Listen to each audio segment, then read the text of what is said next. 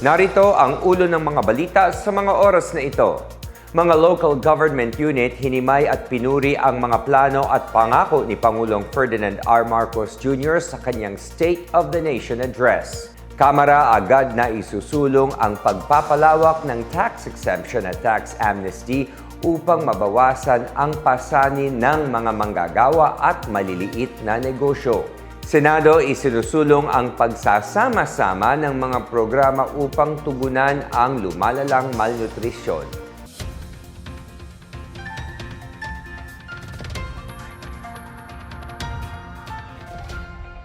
Ako si William Theo para sa PNA Headlines.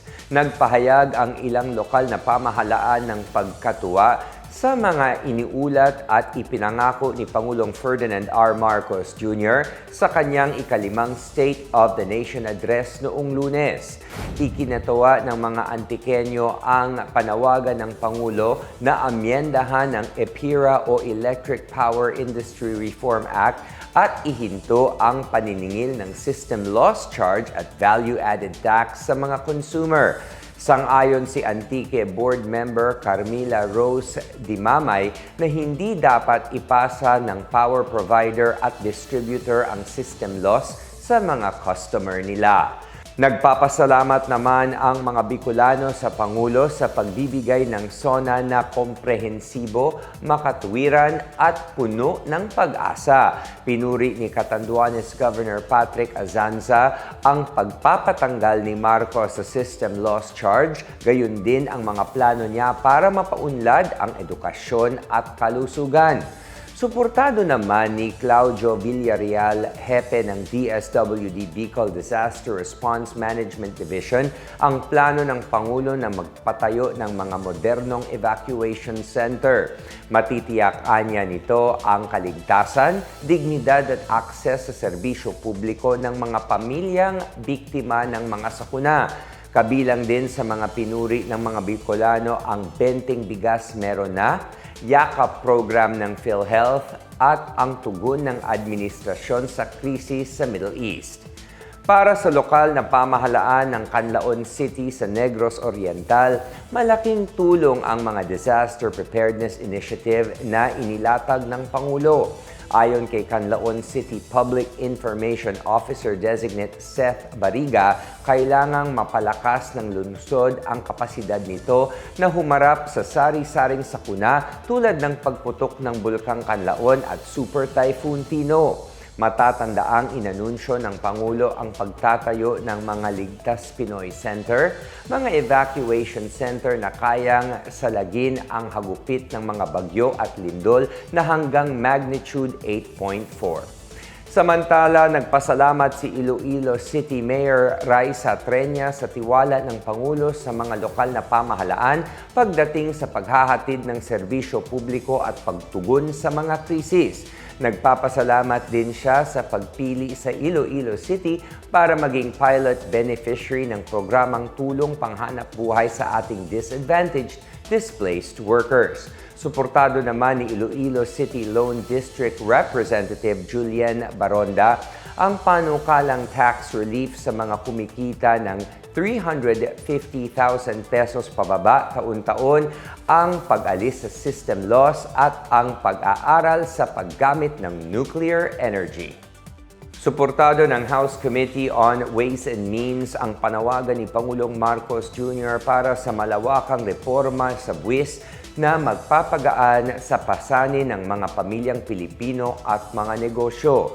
Inihayag ni Committee Chair Representative Miro Kimbo na handa nilang isulong agad ang mga prioridad na hakbang, kabilang ang pagpapalawak ng income tax exemption sa mga manggagawa na may sahod na di lalampas sa 350,000 pesos kada taon. Binigyang diin ni Kimbo na kailangan i-adjust ang tax bracket dahil sa inflation na nagpapababa ng purchasing power upang hindi na pahirapan ang mga manggagawa sa mas mataas na buwis kahit hindi naman tumaas ang tunay na kinikita. Sinang-ayunan din niya ang panukalang huwag isama ang micro at small enterprises sa minimum corporate income tax para makapag-invest ang mga ito sa paglago at paglikha ng trabaho. Tinanggap rin ng komite ang panukalang komprehensibong tax amnesty sa income, estate, donors at value-added tax kasama ang mga karagdagang multa. Ipinahayag ng komite na makikipagtulungan sila sa Department of Finance, Bureau of Internal Revenue, mga negosyante, tax practitioner at mga stakeholders para ipatupad ang reforma. Isinusulong ng Senado ang paglikha ng mas matibay na pambansang ahensya upang pag-isahin ang magkakahiwalay na programa ng gobyerno at tiyaking kung sino ang mananagot kapag hindi naabot ang mga layunin laban sa gutom at malnutrisyon.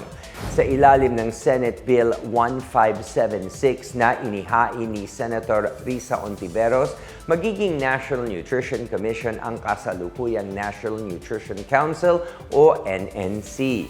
Magtatatag din ng mga permanent nutrition offices sa bawat lalawigan, lungsod at bayan upang masiguro ang maayos na pagpapatupad at pagsubaybay sa mga proyekto sa mga komunidad. Sinuportahan naman ito ng NNC na mayroon lamang 120 tauhan para makipag-ugnayan sa 10 ahensya at lahat ng lokal na pamahalaan.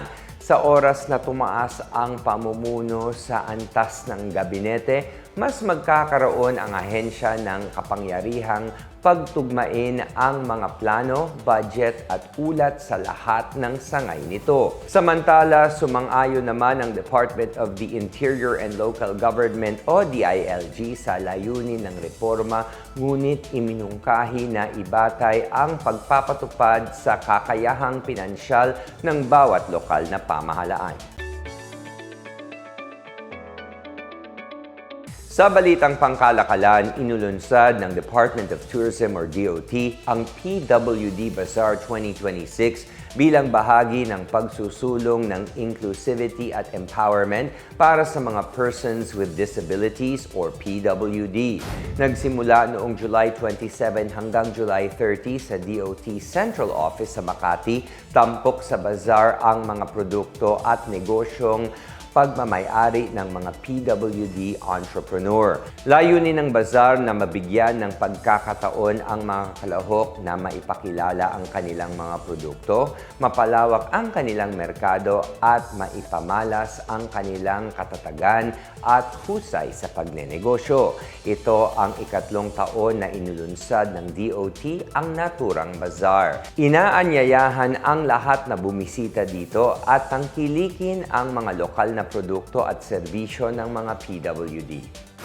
Samantala, nagsagawa ang Bangko Sentral ng Pilipinas or BSP ng isang seminar nitong Hulyo para sa mga manggagawa sa transport sector tungkol sa tamang pagkilala at paghawak ng perang Pinoy. Pinamagatang Safe Currency, Safe Commute Transport Sector Currency Education Campaign, dinaluhan ang seminar ng mga cashier, accounting at purchasing personnel at mga konduktor ng GV Florida Bus Company. Tinalakay sa seminar kung paano malaman ang tunay at peking pera, makilala ang mga hindi angkop na banknote at coins at ang wastong paghawak sa mga ito. Ipinakilala rin sa mga kalahok ang design at security features ng new generation currency banknotes at coins, enhanced NGC banknote series, first Philippine polymer banknote series, BSP coin series at 10 piso ASEAN commemorative coin. Ito ang kauna-unahang currency education campaign ng ahensya para sa sektor ng transportasyon at inaasahang ilulunsad din ito para sa iba pang transport stakeholders. At yan ang pinakabago at pinakamainit na balita sa mga oras na ito, hatid sa inyo ng PNA Headlines. Para sa iba pang mga balita at impormasyon, bisitahin lamang ang aming website pna.gov.ph o ang aming Facebook at X account na Philippine News Agency. Mapapanood din ang PNA Headlines sa pamamagitan ng link sa website ng News and Information Bureau sa ilalim ng PNA News at sa YouTube account ng Philippine News Agency. Ako si William Theo at ito ang PNA Headlines, naghahatid ng mga balitang nagbubuklod sa bagong Pilipinas.